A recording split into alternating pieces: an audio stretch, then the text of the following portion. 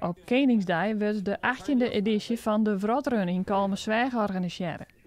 Alle vrijwilligers binnen de aanronde dagen druk dwaande om de laatste puntjes op de i te zetten. Vreed, dan komt de keuringscommissie van de Survivalbond.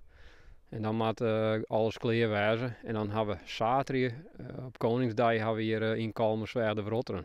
En wie hopen hier zo'n 100 deelnemers te verwelkomen. Die hebben zich inmiddels al inschreven. Dus we hadden hem voor zin in. Er zit best een soort werk in het opbouwen van alle hindernissen op het parcours. De bouwcommissie begint altijd 6 weken in het vaar met bouwen. Nou, we beginnen altijd de piramide te bouwen naast de lichtpuntenopvang. Die hebben we daar 6 weken in deel zetten. En op dat moment proberen we het dorp altijd wat te activeren. Zodat ze weten dat de Wrotrun er weer aan zit te komen. En dan kunnen mensen uit Kalmersweg die kunnen zich inschrijven voor de Wrotrun. Nou, inmiddels is de inschrijving gesloten, maar we zijn dus al 6 weken aan het bouwen. Elke zaterdag zijn we hier met een vaste groep mensen. Bouwen we heel Kalmersweg vol met hindernissen. Meidwaan kent dus net meer dit hier, maar de organisatie is nog wel op zoek naar helpende handjes.